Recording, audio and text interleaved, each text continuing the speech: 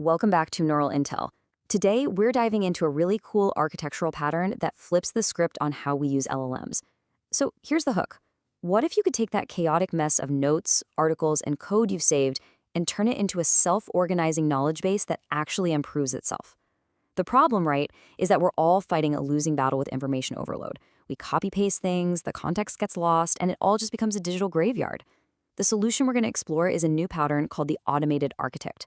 It's all about using an LLM to compile your raw data into a living, breathing wiki. Let's get into it. I mean, we've all been there, right? On the left is the old way. You read something, you copy-paste some highlights, and a week later, you have no idea why it was important. The information just decays. But look at the right. This is the new approach. You ingest all your sources. You let an LLM build out a structured wiki. You can actually query it. And this is the critical part, the system gets smarter every time you use it. It's the difference between a dusty, forgotten archive and a dynamic, living intelligence. So the fundamental mental shift here is to stop thinking of the LLM as just a chatbot. Instead, we're going to treat it like a deterministic compiler. That analogy is really the key to this entire architecture.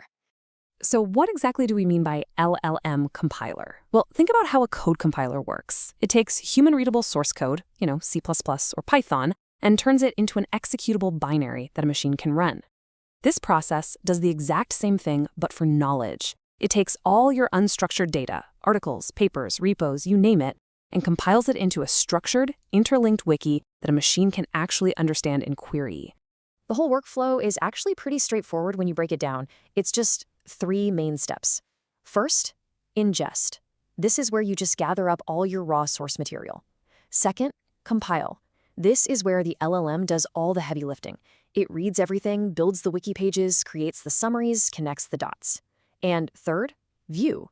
You just use a simple front end, something like Obsidian, to browse and interact with your new knowledge base. Let's dig into that first step, the ingest phase.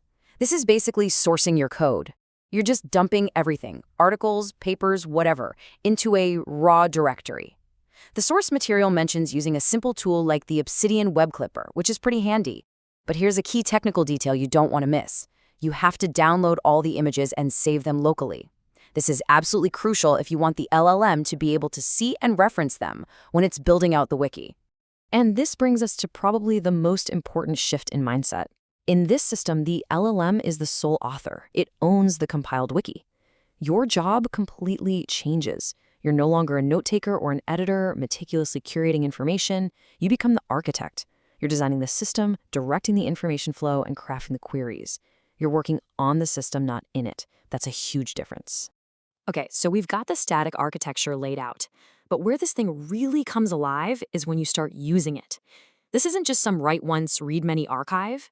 It's a completely interactive loop where you're constantly querying and enhancing the system. And just to be clear, we are not talking about a tiny little project here. This system described in the source material was built from about 100 articles, which totals around 400,000 words. That's a pretty hefty knowledge base. So this architecture is proven to operate at a meaningful scale, creating connections that you could just never, ever manage by hand. All right, time for our neural signal check. Now, for all the architects and MLOps folks listening, you're probably asking, wait a minute, how does this work without a complex RAG pipeline? No vector databases? And the insight here is fascinating. At this scale, a few 100,000 words, the LLM is perfectly capable of maintaining its own index. It creates summaries and master index files, essentially building a structured map of the data that it can read directly. It's a deterministic file system-based retrieval that the LLM orchestrates itself, which means it's potentially cheaper and way more auditable than a typical vector search. This quote from the source really captures the beauty of this interactive loop. My own explorations and queries always add up in the knowledge base. Think about that. Nothing is ever wasted. Every question you ask, every insight you uncover can be fed back into the system, making it a permanent part of the compounding knowledge. So how does that loop actually close? It's pretty elegant. When you ask a question, the LLM doesn't just give you text. It can generate all sorts of artifacts, detailed Markdown files, presentations, even data visualizations with Matplotlib. And here's the key. Those outputs get filed back into the wiki as new inputs. So you ask for a performance analysis, it generates a plot, And that plot now becomes a permanent indexed part of the knowledge base for the next time. It's a true virtuous cycle. Now, any well-architected system needs good maintenance, right? This leads to another really powerful analogy for how to use the LLM as a linter that actively maintains the health and integrity of the whole knowledge base. So just like a code linter finds bugs and enforces style in your code, you can have the LLM do the same for your data. It can run periodic health checks to find inconsistent information. It can even use a web search tool to go out and fill in missing data. But maybe the most powerful thing it can do is act as a research assistant, identifying these non-obvious connections between topics and suggesting completely new articles or questions to investigate. So far, we've talked about this as a kind of personal productivity hack, but let's zoom out. For the strategic CTOs and founders in the audience, it's worth thinking about the much bigger picture here.